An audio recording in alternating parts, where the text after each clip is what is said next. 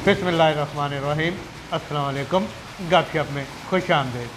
मियाँ साहब चिल माहौल ते मिठे चौल ते मिठे चौलों का मौसम बनया है हाँ। और पीछे हमारे बारिश अल्लाह मियाँ की कुदरत के तमाम रमज़ान जो है वो इंतहाई ठंडा गुजरा है और बाशमूल हमारे हर शख्स ने अपनी हैसियत के मुताबिक जो जितनी अल्लाह ने तौफीक दी है उससे इबादत भी किया, उनसे दुआएं भी मांगी हैं और दुआ अपने साथ साथ मुल्क और कौम के अलावा जो ज़िम्मेदारान हैं इस मुल्क के उनके लिए भी कि अल्लाह मियाँ उन्हें कोई हदायत दे, वो किसी नतीजे पर पहुँच सकें।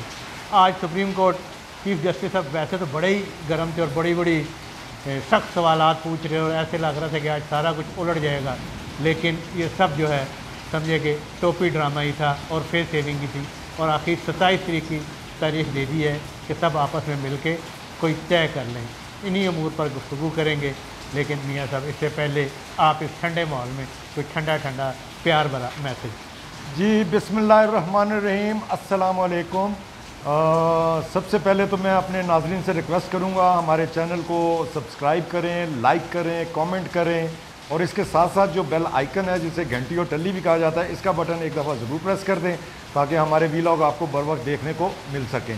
तो खान साहब अल्लाह का शुक्र है, रमज़ान तो बहुत अच्छा, पूरा रमज़ान जो है बहुत ही अच्छा गुजर गया और पाकिस्तान में तो अब परसों ईद है, कल सऊदी अरब में ईद मनाई जा रही है। तो एडवांस जो है हम लोग अपने जो नाजरीन हैं जो भी देखने वाले हैं उनको हमारी तरफ से एडवांस ईद मुबारक हो।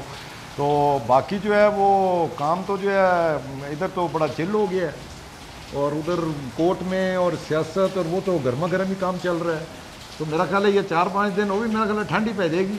नहीं, ठंड तो नहीं पड़ी कि ज़ाहिर है कि मसला जो है वो हल तलब है और किसी तरफ जो है वो किसी करवट बैठने का नाम ही नहीं लेती। वो कभी मछली जो है वो आगे चल जाती है, कभी पीछे चल जाती है। चीफ साहब ही नहीं रुकन।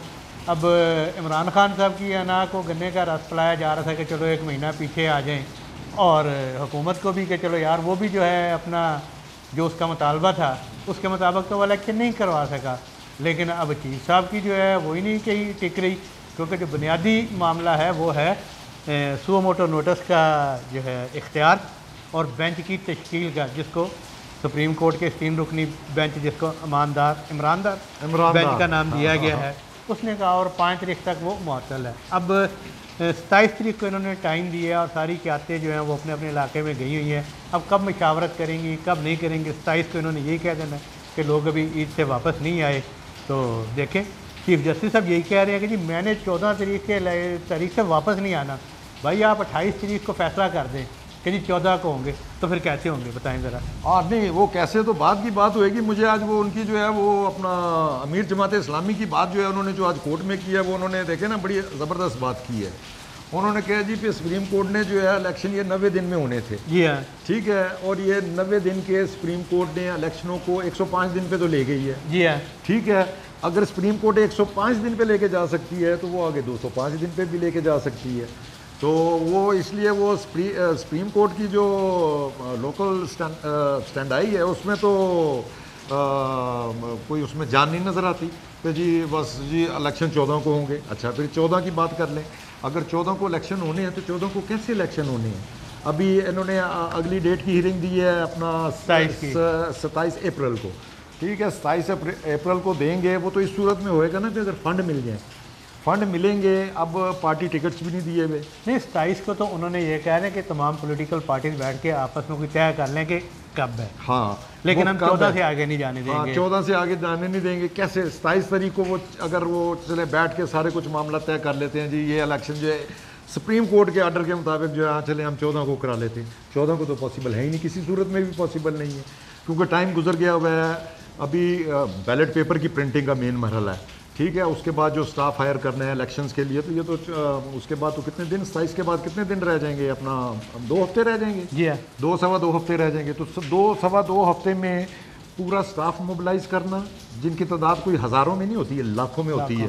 सिक्योरिटी वालों को मोबिलाइज करना, बैलेट पेपर, तो इसलिए वो तो किसी सूरत में पॉसिबल नज़र ही नहीं आ रहे। तो ये जो है अब सुप्रीम कोर्ट एक अब तो ये जिरगे लगा के बैठी हुई है। बस जिरगा भी क्या मतलब समझे कि दुकान खोल के बैठी है कि भाई आओ और आके कोई फ़ैसला कराओ, कोई पंचायत कराओ।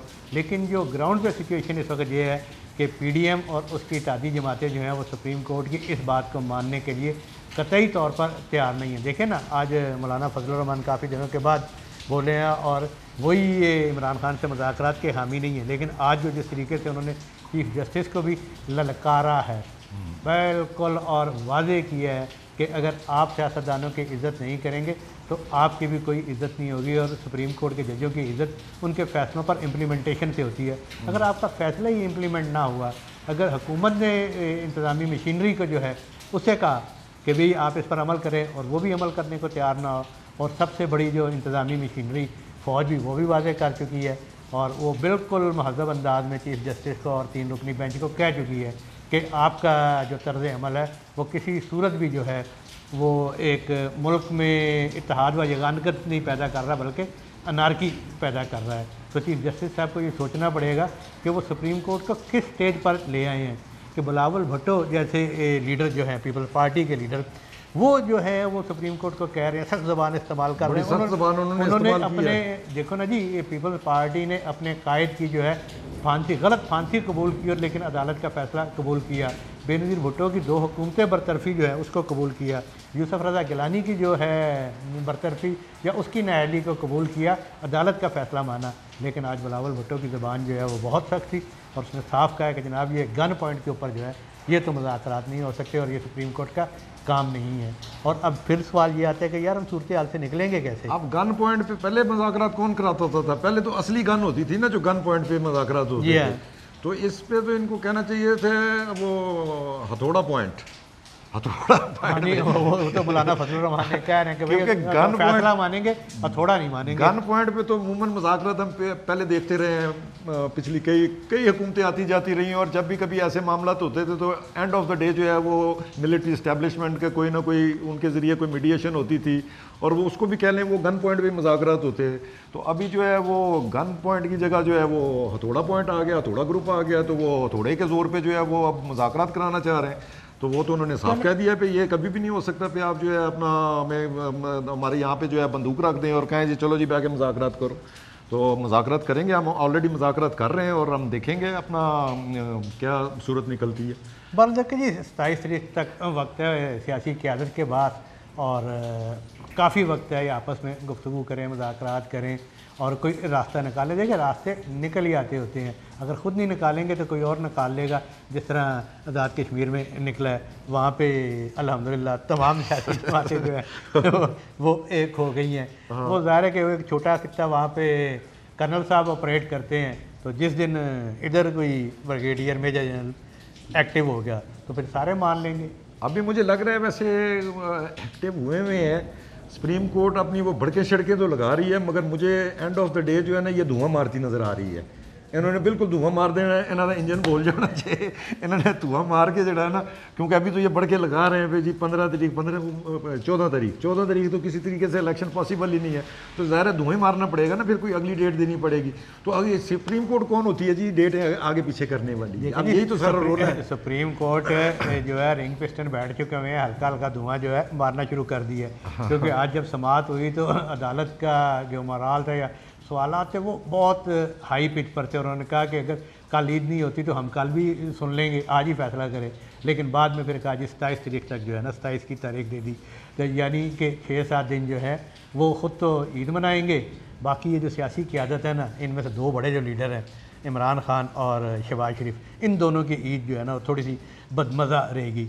इमरान खान की बदमज़ा इस तरह रहेगी कि उन्हें एक खौफ है कि ईद पे जो है ना उनको गिरफ़्तार किया जा सकता है, और आज जो है हाई कोर्ट में शायद साबिक़ खातून अव्वल की तरफ से, उससे पहले तो इमरान खान की तरफ से दरख्वास्त गई थी जिस पे सुप्रीम कोर्ट ने एक आर्डर जारी कर दिया था पे जी इनको गैर कानूनी तौर पे हरासा ना किया जाए, ये ज़मान पार्क और जो इसके मकीन है। तो वो आज जो है वो बुशरा बीबी भी अपना अदालत में चली गई वे जी, वो मुझे भी ख़तरा है पे मुझे गिरफ़्तार कर लेंगे, हरासा करेंगे। उन्होंने कहा बीबी चल तू अपना घर रास्ता लै, तू कितने आ गई है, लाख रुपया जुर्माना दे, साडा कोर्ट का टाइम दाया किया, लाख रुपया जुर्माना भी कर दिया है। और बीबी को जो है उन्होंने कहा भाई कारिब है। अच्छा अब ये तो इनको तो है ना गिरफ्तारी का खौफ है वो। अच्छा, हालांकि मेरा ख्याल है मैं समझता हूँ इंटीरियर मिनिस्टर ने शायद ठीक ही कहा होगा, मतलब यहाँ पे कुछ भी नहीं कह सकते। उन्होंने तो बिल्कुल क्लियर कट जो है वो अपना एश्योरेंस दिया है इमरान खान को पे हम ईद पे कोई ऐसा एडवेंचर करने नहीं जा रहे। तो मेरा नहीं ख्याल है पे वो ईद पे कोई ऐसा काम करेंगे। नहीं, राना सनाउल्लाह ना बहुत शरारती आदमी है, कोई ना कोई शरारत कर देते हैं। वो कह रहे हैं कि गैर आइनी और गैर कानूनी जो है ना वो तंग नहीं करेंगे। हाँ। अच्छा इधर, अच्छा दूसरी तरफ जो है ना वो शहबाज शरीफ जो है 5 दिन जो है वो परेशानी का शिकार रहेंगे कि भी मामले का अगर हल नहीं निकलता तो फिर वो क्या करेंगे। क्या वो अदालत का फ़ैसला मानेंगे? अगर नहीं मानेंगे तो अदालत कह चुकी है कि सबसे पहले कॉन्सिक्वेंसेस उनको नाअहली की सूरत में बर्दाश्त करना पड़ेंगे। तो इन दो रहनुमाओं की तो जो है ना ईदें ख़राब हुई हैं। अच्छा, इस सारी सूरत हाल में ना एक नई चीज़, ये एक बात जो सामने आई है कि पता नहीं किसको फ़ायदा पहुंचा, किसको नुकसान पहुंचा, लेकिन मौलाना सराजुल हक साहब जो है जमात इस्लामी जी, उन्होंने थोड़ा सा गेन किया है खबरों में जो है। बाकी वो अपना वो जब वोट पड़ेंगे और उसको उस पर कन्वर्ट कर सकेंगे कि नहीं अपनी जो है, मगर उन्होंने इस लिहाज से तो बहुत गेन किया है। ये जो उन्होंने मीडिएशन शुरू की है और कि जी एक ही रोज़ में हो जाए अपना। वैसे ये अपना मौलाना साहब जो हैं ये तो वैसे न्यूज़ में रहते ही थे, मगर इनके साथ जैसे लियाकत बलोच साहब हैं, लियाकत बलोच तो बिल्कुल ही मेरा ख्याल है लो प्रोफाइल चले गए थे, वो सिर्फ पार्टी के अंदर ही बस मेरा ख्याल है होते थे, मगर वो भी अब थोड़े से एक्टिव हुए हैं और मेल मुलाकातें शुरू की हैं। तो ये जो सियासत चल रही है उसमें ज़ाहिर है कि जमात इस्लामी की अपनी जो उसका तर्ज सियासत था उसकी वजह से वो इररेलेवेंट नज़र आ रही है। ठंड लग रही है, ओले भी पड़े, ठंडी हवा चल पड़ी है। तो फिर इजाज़त ले लीजिए। हाँ, मेरा ख्याल है अगर कोई बात मजीद अगर करना चाहते हैं तो ज़रूर कुछ भी नहीं है, अकेला माहौल है जी। 5-6 दिन है और सियासी क़यादत जो है इन्होंने आपस में फ़ैसला करना है। अगर नहीं फ़ैसला हो सका तो PDM और इत्तेहादी जमातें जो हैं वो बिल्कुल चीफ जस्टिस के मुँह दर मुँह आएगी और उसने जो पटिशनें की हुई हैं वो उसकी तरफ ज़ोर देगी कि आया ये 3 रुकनी बेंच जो है ये बेंच बना सकता है, नहीं बना सकता, या इसके ख़िलाफ़ जो फ़ैसले आए हुए हैं उनको भी देखा जाए। इसके साथ ही मैं इजाज़त दीजिए। अल्लाह हाफिज़। अल्लाह हाफिज़।